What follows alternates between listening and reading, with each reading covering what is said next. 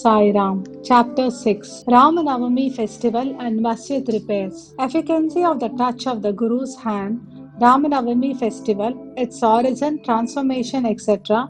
Repairs of the Masjid. Before describing Ramanavami Festival and Masjid repairs, the author makes some preliminary remarks about Sadguru as follows. Efficacy of the touch of the Guru's hand. When Sadguru is the helmsman, he is sure to carry us safely and easily beyond the worldly ocean. The word Sadguru brings to mind Sai Baba, the perfect master.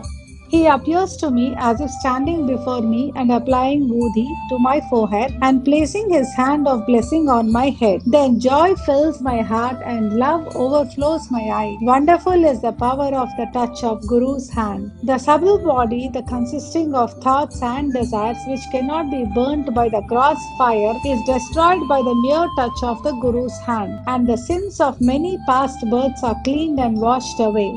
Even the speech of those who feel agitated when they hear religious and godly talks attain calmness. The sight of Sai Baba's handsome form chokes our throat with joy, makes the eyes overflow with tears and overwhelms the heart with emotion. It awakens in us, I am He. Brahma consciousness manifests the joy of self-realization, and dissolving the distinction of I and thou makes us one with the Supreme. When I begin to read scriptures, at every step I am reminded of my Sadguru, Sai Baba, who assumes the form of Rama or Krishna and makes me listen to his life. For instance, when I sit to listen to Bhagavat, Sai becomes Krishna from top to toe, and I think he sings the Bhagavat or Uddhav Gita, that is a song of teachings by Lord Sri Krishna to his disciple Uddhav for the welfare of the devotees.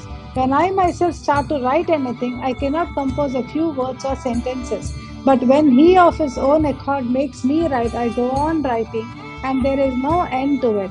When the disciple's egoism props up, he presses it down with his hand and gives him his own power, makes him achieve his object, and thus satisfies and blesses him, and surrenders his heart and soul to him, then all the chief objects of life, that is the dharma, righteousness, artha, wealth, kama, desire, and moksha, deliverance, are attained easily and unsolicitedly. Four paths, that is of karma, dhyan, yoga, and bhakti, led us separately to God. Of these, the path of bhakti is thorny and full of pits and ditches, and thus difficult to traverse. But if you, relying on your Sadguru, avoid the pits and thorns and walk straight, it will take you to your destination, that is God. So says Sai Baba. After philosophizing about the self-existent Brahma, his power to create this world and the world created, and stating that all these three are ultimately one and the same, the author quotes Sai Baba's words guaranteeing the welfare of the bhaktas. There will never be any dearth or scarcity regarding food and clothes in my devotees' home. It is my special characteristic, and I always look to and provide for the welfare of those devotees who worship me wholeheartedly with their minds ever fixed on me. Lord Krishna has also said the same in Gita. Therefore, strive not much for food and clothes. If you want anything, beg of the Lord. Renounce worldly honors, try to get God's grace and blessings, and be honored in His court. Do not be deluded by words' honor. The form of deity should be firmly fixed in the mind. Let all the senses and mind be ever devoted to the worship of the Lord. Let there be no attraction for any other thing. Fix the mind in remembering me always, so that it will not wander elsewhere towards body, wealth, and home. Then it will be calm, peaceful, and carefree.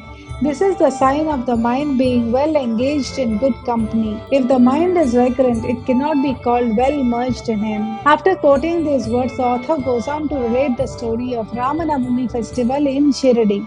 As Ramanavami is the most celebrated festival at Shirdi, another fuller account is published in Shirdi Sai Leela magazine of 1925, page 197, is also referred to, and a summary of the festival as related in both these accounts is attempted here. Origin. One Mr. Gopalrao Gund was surveyor in survey department at Kopargam. He was a great devotee of Baba. He had 3 wives but had no issue. With Sai Baba's blessings, a son was born to him.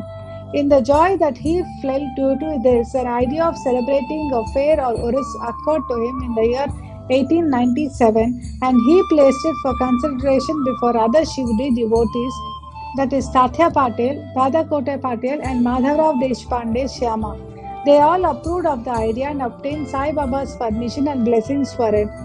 Then an application was made to get the collector's sanction for celebrating the Urus, but as the village Kulkarni held against holding the fair, the sanction was refused.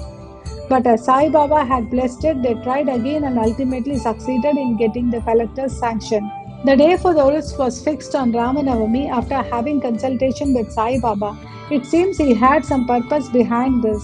That is the unification of the two festivals, the Urus and the Ramanavami, and the unification of the two communities, the Hindus and the Mohammedans. As future events showed, this end or object was duly achieved. Though the permission was obtained, but other difficulties cropped up. Shirdi was a village and there was scarcity of water. There were two wells in the village. The one in use dried up soon, and the water from the second was brackish. This brackish water was turned into sweet water by Sai Baba by putting flowers into it. As the water of this well was insufficient, so Tatya Patel had to arrange to get water from outside. Temporary shops were to be constructed and wrestling bouts arranged. Gopalrao Gun had a friend by name Damu Anna Kasar of Ahmednagar. He also was similarly unhappy in the matter of Ravani, though he had two wives. He too was blessed by Sai Baba with sons, and Mr. Gun prevailed upon his friend to prepare and supply one flag for the procession of the fair.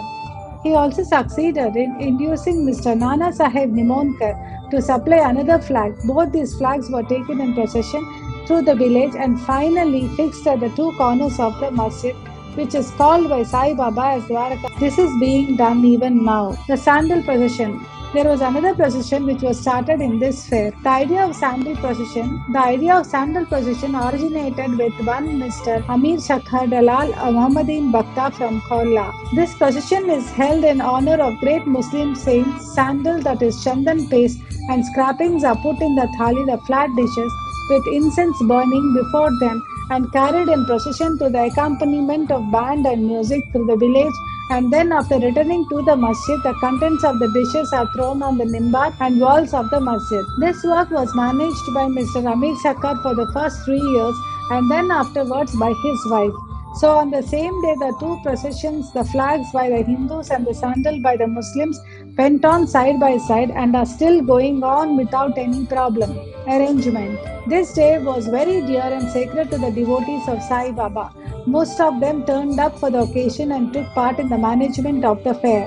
Tatya Kote Patel looked to all outward efforts, while the internal management was entirely left to Radha Krishnamai, a female devotee of Baba. Her residence was full of guests on the occasion, and she had to look after their needs and also arrange for all the paraphernalia of the fair.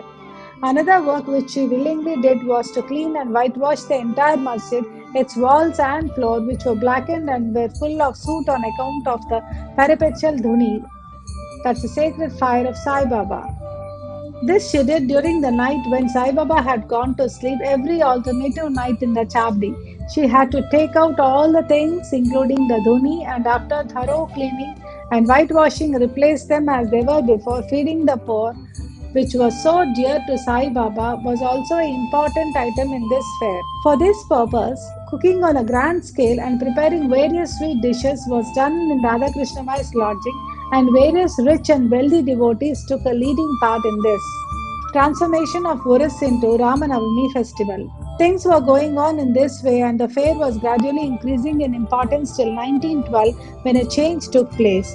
That year, one devotee, Mr. Krishna Rao Jogeshwar Bhishma, the author of Sai Sagunopasana, came for the fair with Dada Saheb Kapade of Amravati and was staying in the Dikshit Vada. And while Mr. Lakshman Rao alias Kaka Mahajani was going with puja materials to the masjid, a thought arose in his mind and he accosted the latter. Thus, there is some providential arrangement in the fact that the Urus or fair is celebrated in Shirdi on Ramanavami. Ramanavami is very dear to all the Hindus. Then, why not begin the Ramanavami festival, the celebration of the birth of Sri Ram on this day here? Kaka Mahajani liked the idea and it was arranged to get Baba's permission in this matter. The main difficulty was how to secure a Haridas who would do Kirtan and sing the glories of the Lord on the occasion. But Bhisham solved the difficulty by saying that this Rama Akhyan, the composition on Ram's birth, was ready and he would do the kirtan himself while Kaka Mahajani should play on the harmonium. It was also arranged to get the Sunthavada, that is a ginger powder mixed with sugar, as prasad prepared by Radha Krishnamai. So they immediately went to the masjid to get Baba's permission. Baba, who knew everything and aware of what was happening there, asked Mahajani as to what was going on in the Vada. Being rather perturbed, Mahajani could not catch the purport of the question and remained silent. Then Baba asked Bhishma what he had to say. He explained the idea of celebrating Ramanavami festival and asked for Baba's permission, and Baba gladly gave it. All rejoiced and made preparations for the Jayanti festival. Next day, the masjid was decorated with huntings, that is, a cradle was supplied by Radha Krishnamai and placed in front of Baba's seat, and the proceedings started. Bhishma stood up for Kirtan and Mahajani began to play on the harmonium. Sai Baba sent a man to call Mahajani. He was hesitating to go, doubtful whether Baba would allow the festival to go on, but when he went to Baba, the latter asked him as to what was going on and why the cradle was placed there. He answered that the Ramnavami festival had commenced and the cradle was put out for that purpose.